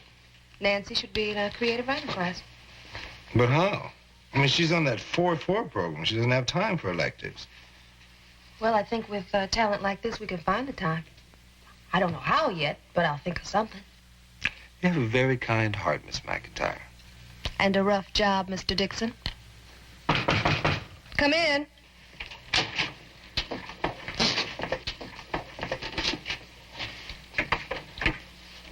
Whew. You kids look like you're about to confess you just set fire to the school. What's wrong? It's about Brian. What about Brian? Well, Mr. Dixon, we took candid shots of Brian stuttering, and we screened him, and he saw him, and he flipped, so we're sorry. You mean you taped Brian stuttering and you were going to use it as part of the entertainment? Well, how could you be so insensitive? It was just a joke. I took shots of kids doing all kinds of dumb things around school. Got a great one of Mr. Kaufman at the water fountain. I'm not interested, Mr. Kaufman. But I am concerned about Brian. But Mr. Dixon, if we didn't shoot anything on Brian, he could feel left out. This way he belongs. Don't give me that. Don't you kids know the difference between fun and ridicule? Well, you were the one who sent him down there in the first place, Mr. Dixon. Well, at that time, I had no idea what fun you had in store for him. Well, one thing's for certain. That sequence of Brian is going to be edited out of that tape. Grade advisor, if she thought it was Alice? necessary... How'd you let that happen? Tape. Look, Pete, I didn't let this happen. I didn't even know about it. The kids went out on their own and shot this, and the first time I saw it was when Brian saw it. But you're the one who's responsible for that thing. You should have made sure of what they were doing. Look, I know. What can I say? I'm editing the tape now. It's a little late for that, isn't it? What else do you want me to do? You know, you're the one who sent Brian down here in the first place. But that doesn't change anything. You know, I feel as bad about this as you do. I doubt it.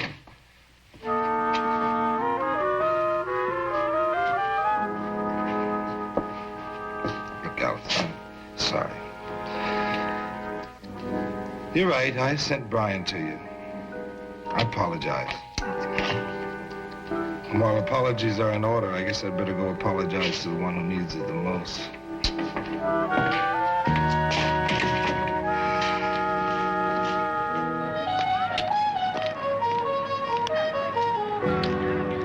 Have any of you kids seen Brian? Oh, we saw him. We tried to explain and apologize, but just bugged out. We're really sorry, Mr. Dixon. We didn't think he'd take it the way he did. I'm sure he did. I guess none of us gave it enough thought, did we? Yes, you say that as a joke. Can I have your attention, please? If you guys hold down the noise, I will hold down the speech. Works every time.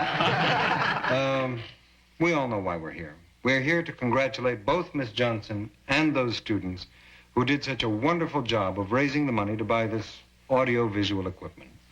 I'm very proud of you.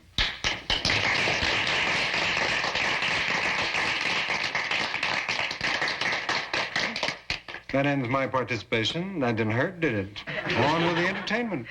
All right, Bernie, I think we're ready.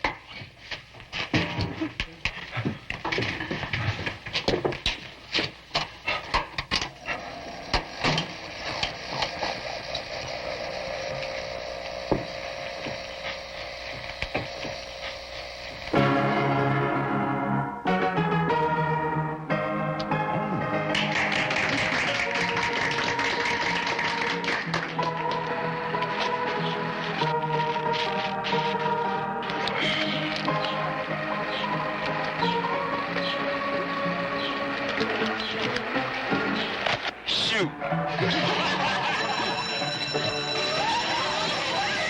Pete, cover the machine. I'll try to turn off the sprinkler.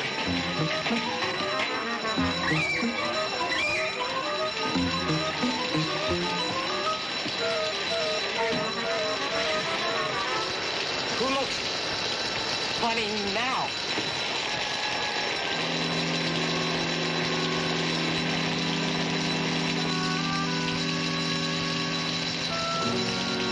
Very clever. How'd you do it, Brian? I'm a smart kid. Remember, Mr. Dixon? You're a smart kid, all right. Did you have fun? Did you get your kicks? I think it was a pretty good joke. Sure it was. You ruined the party, you got your petty revenge on some people who really meant you no harm, and you might have damaged that machine. Come in. Brian, what you just did stunk. Now, none of us are to blame for your stuttering. We might be to blame for embarrassing you. We tried to apologize, but you weren't man enough to accept our apologies.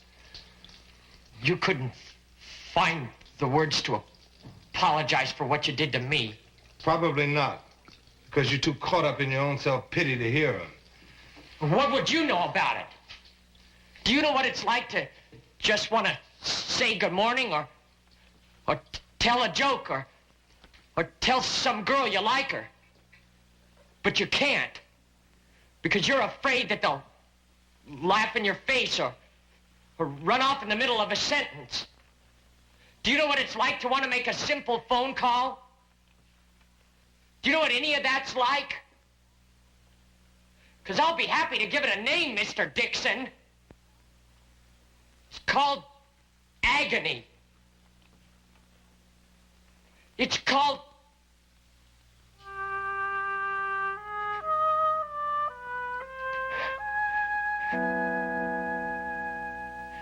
Hey, did you hear me just then? I guess all we have to do is keep you mad all the time, huh?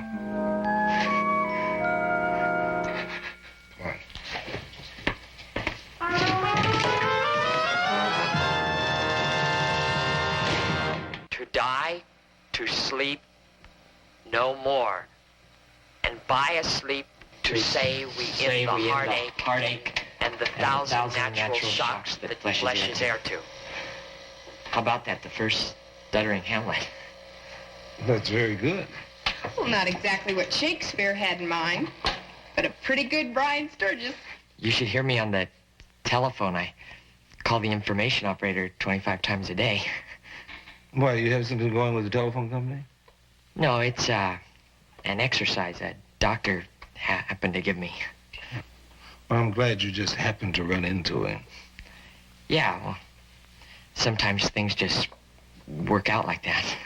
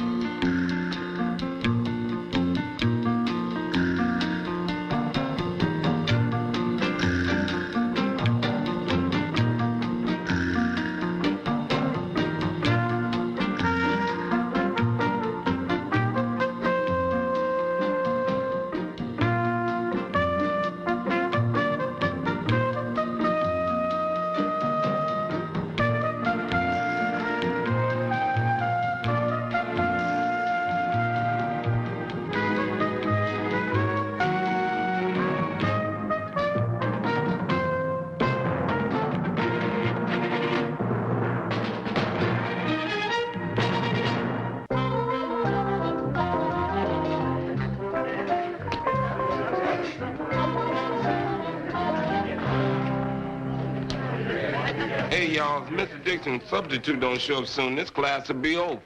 I vote we take a quick recess. I second the motion. All in favor, say aye. Aye. You know, the way I see it, if Mr. Dixon can take a whole week at that teacher's conference, I don't see why I can't take me a vacation, too. Man, you're always on vacation. Hey, sweetheart, I just don't happen to dig history, okay? History don't exactly dig me either. Or science, or math, or English. Well, when was the last time something really unusual happened in this robot factory? That's a very interesting thought, young man. I hope you'll forgive my tardiness, but the blasted kite got caught up in a tree. But not before the most amazing scientific discovery occurred. Does the word electricity mean anything to you? Now, that can't be Mr. Dixon, sir. More like the hired old Benjamin Franklin. Well, I surprised you, did I? Well, history will, you know, if you read it. But why read it? I didn't. I did it. Yes, I made it. We must hang together, or most assuredly, we shall hang separately. Yes, I like that. Yes. And that other phrase Tom Jefferson and I came up with, government of the people, by the people. And, for the people. Yes. Oh, that has a catchy ring to it. You don't mind if I use that? Oh, anytime. Glad to help out. By the way, my name is Roy Hemmings, and as if you hadn't guessed already, I'm subbing for Mr. Dixon this week.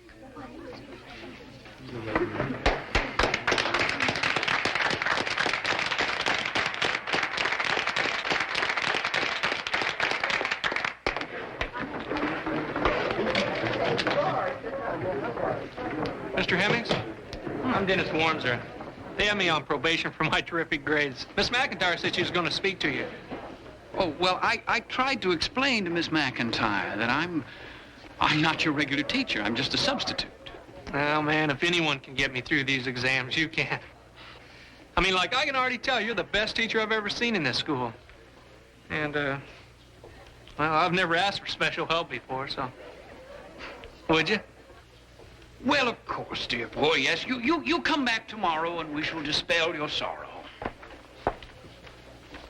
Thanks, Mr. Hemmings. Thanks a lot.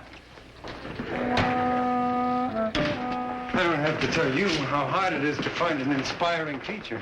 I've got my fingers crossed that Hemmings is going to work out. Well, you sound pretty hot on the guy. Well, of course, his approach is unorthodox, to say the least. But I'm hoping he'll settle down into a pattern. Any kind of a pattern.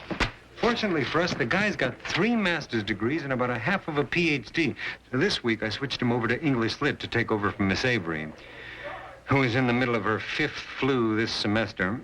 Now, if he gets through that unscathed... Look, there's Bill. Oh, by the way, welcome back. Thanks a lot. Oh! Hey, how you doing, Mother? Welcome back. Glad to be back. Mail. Pete, there's something I wanted to talk to you about before you go to class. Mr. Kaufman just clued me in. My substitute stole the show. Well, that seems to be the consensus of opinion. But I've seen so many of these quick flashes. You know, I badgered him all week about helping Denny, and he didn't keep one appointment. Well, did he say why? Yeah, he said he was a free spirit who didn't do well under tedious routine. I wouldn't be so worried if it weren't so close to exams. And if I didn't find the outline you left him lying by the wastebasket. Well, maybe it just blew off on the floor. Oh, no. He missed his throw. A quiz? We didn't know anything about a quiz, Mr. Dixon. Doggy, I thought you scheduled it for next week. The quiz was scheduled for today, and you've known about it for 3 weeks. This is about the Federalist Papers. Now, if you want to know about the personal life of Ben Franklin... Or the fact that George Washington had wooden teeth.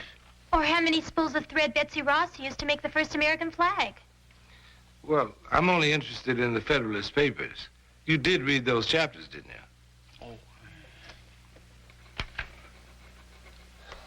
Okay, get started. We've only got an hour.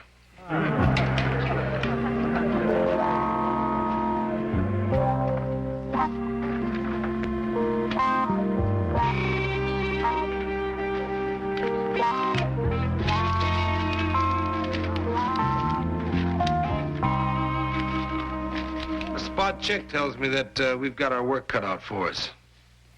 Everybody turn their paper? Denny?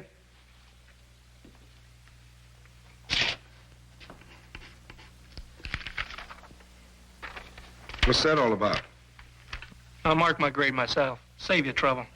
I got an F. Oh, Mr. Dixon, you're not gonna count this one little old quiz, are you? Yeah, you, kind of snuck up on us for this one. Okay, I'll tell you what. I'll schedule a special tutoring session after school at 3 o'clock. Is that fair enough? Can hardly wait.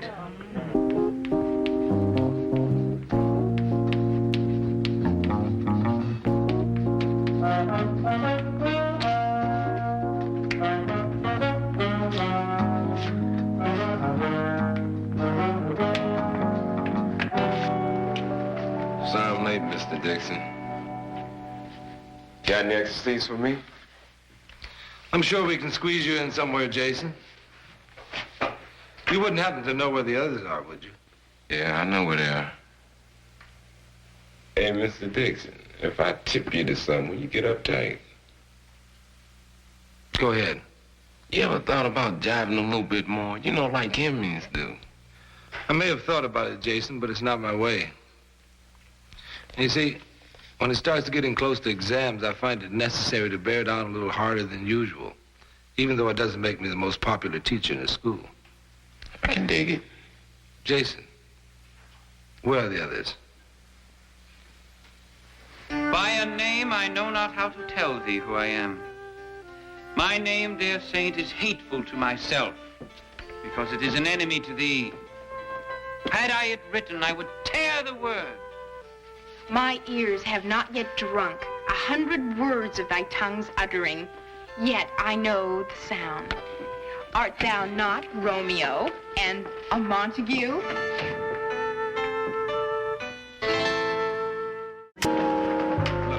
All I'm suggesting you do is have a talk with him. Some of my best students failed that quiz because he didn't follow the outline I gave. I gave a special tutoring session after school, and only 3 kids showed up. The rest were too busy listening to his readings of Shakespeare. I don't blame you for being annoyed, Pete. I think your reasons are valid. I should have come to you last week when I first saw what was happening. And today, he even failed to give a scheduled exam in English Lit and then swore the class to secrecy. How did you find out? You ever know a Whitman class to keep a secret? He's a hero to the kids at their own expense. Now, I can't very well be angry at them, but somebody's going to have to straighten them out. I think you're right, Pete. I think the time has come for Seymour Kaufman's famous little serious chat with a new teacher. My luck, he'll come in here dressed like Attila the Hun. Bring them close. Don't let them touch. Hey, it worked. Yeah, it never fails. Cured many hiccupers in your day? Oh, a few, but none as beautiful as you are. Hi, Alice. Oh, hi, Liz. Mr. Hemmings, Mr. Kaufman would like to see you. Me? You sure he wants to see me? You or some facsimile. Well, thank you. Come in. You, wanted to see me, Mr. Kaufman? Yes, Mr. Hemmings, come in. By the way, for my sake, please relax. This isn't an inquisition. I'd just like to have a little talk to kind of iron out any problems we might have. Have a seat. Well, before you start, let me guess. I'm failing the audition, aren't I? No, you can level with me. Who complained? Was it Miss McIntyre? No, it was Mr. Dixon, wasn't it? Well, I always knew he was the jealous kind. Nobody's jealous, Mr. Hemmings. On the contrary, we're pleased. I might even say eternally grateful when a new teacher shows merit. I think you have merit. You're a stimulating teacher. I like that. But you'd prefer that I conform to the system, fit the mold, don't upstage the regulars, huh? No, I wasn't going to say that. I would prefer, when you make an appointment to counsel a student who needs help, that you would keep that appointment. And I would prefer that you stick to the curriculum. Hemmings bombs again. Mr. Hemmings, We seem to be having a little difficulty communicating here. All I'm trying to say is that I think you have the makings of a first-rate teacher. And what I want you to do is to take that bag of tricks of yours and use it to really teach. Now, if you can get yourself to do just that much, next time you're in this office, I might be offering you a full-time job. Really? Well, I'm not sure I'd be all that interested in something full-time. Well, don't lose any sleep over it. I haven't offered it yet.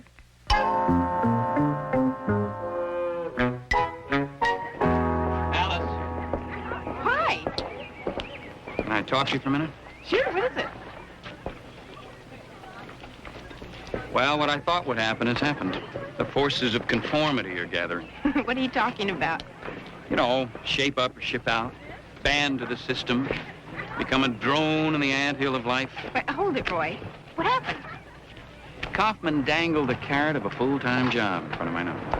That's terrific. Congratulations. Yes, but here's the proverbial catch. First, I have to get rid of my individuality, blend into the gray backdrop of this carbon copy profession. Well, they don't know Roy Hemmings. Wait, Roy, I can't believe Mr. Kaufman said that. Alice, I'm not like other men. I mean, some men travel with the pack, but I have to be free. The normal rules just don't apply to a person like me. Oh, I admit it. I'm a dreamer. I'm doomed to search forever for that perfect, elusive way. But isn't that what life's all about, really? In the struggle to remain free? The words are good. But there's something missing. Who are you trying to convince? Me or you? What do you mean? Well, I mean, take your costume thing, for example. Personally, I think it's just absolutely terrific. But did you ever think about just playing it straight once in a while? Where would the peacock be without its plumage? And speaking of plumage, my dear, what do you say we go strutting tonight? No. I don't think so, Roy. Thanks for asking me.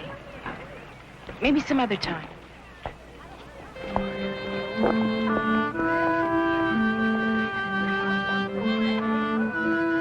Jenny? Oh, hi, Mr. Dixon. I think it's about time you and I started tackling the books together. I don't need to tell you that you're about a half-inch away from getting bumped back a grade. Yeah, I know, Mr. Dixon. I'll be okay. Thanks anyway. Mr. Hemmings is going to help me. Are you sure about that? Yeah. He may have to wait till he finishes the last draft of his novel, but he's almost done. And you're just going to sit around and wait for it? Yeah. See, he and I kind of speak the same language. You know what I mean? Excuse me, Mr. Dixon. Mr. Hemmings. Hey, I thought if you had some time right now... I'm sorry, Danny, but I don't have time. Not now, and not later. Yeah, but you said we could get...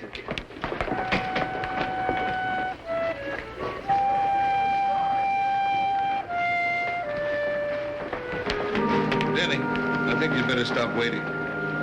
Would you stop judging him? It's because you and all the other stick-the-road people around here ruined the best teacher we ever had. Hemmings? What do you want, Dixon? Haven't you successfully undermined the opposition? Let's get one thing straight. I didn't undermine you. You did that little trick all by yourself. Whatever you say. You know, it seems to me that whenever you have an audience, you have all the time in the world. But a few seconds ago, you were too busy to help a boy who idolizes you. Now, I'd like to know why.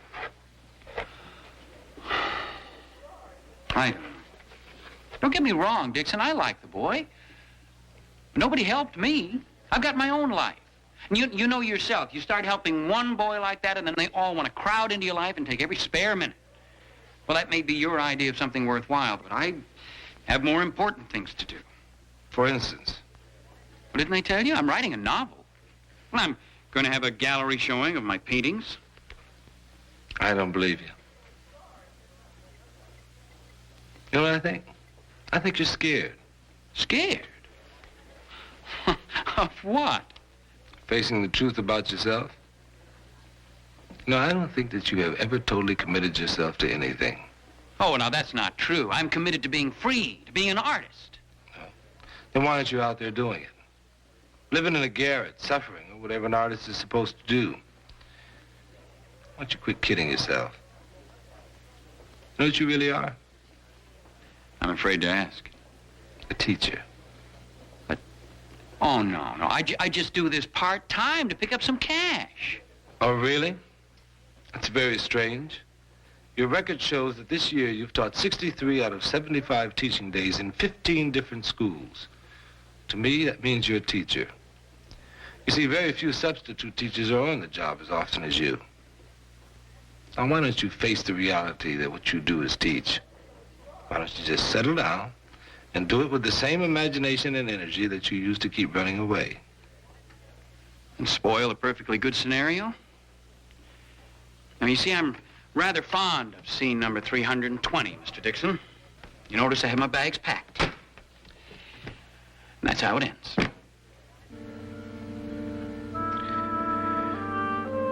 Then I suggest that you don't delay the parting.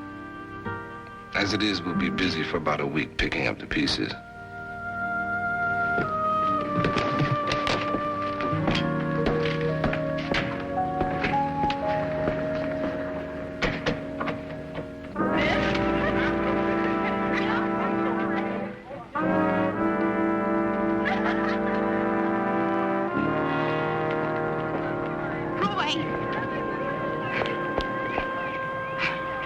When you make a getaway, it's clean and swift, huh?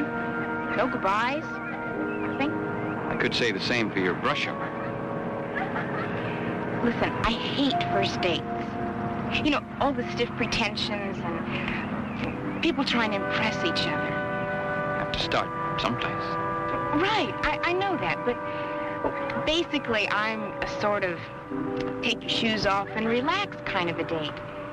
And I just thought that, well, maybe just take you a little longer to feel comfortable with me and just be yourself.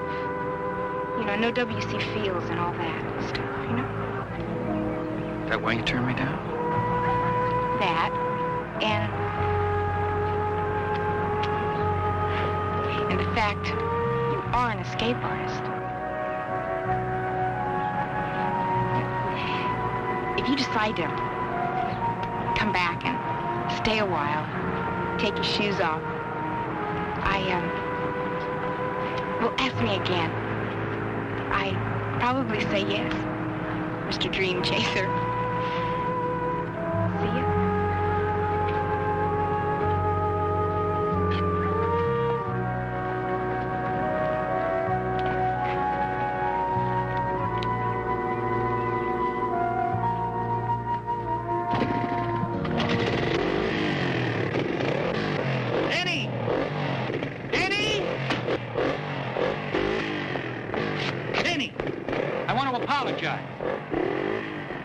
I said I want to apologize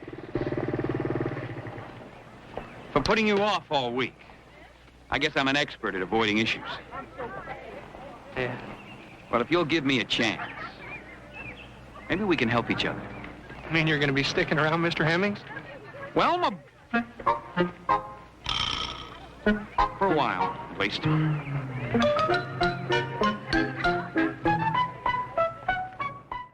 Do you really think Hemmings will be able to stick to it? Miss Avery called in sick again today. I think her flu is permanent. I don't know. He showed up today without his usual bag of tricks. Yeah, when he said good morning, he caught himself before adding my little chickadee.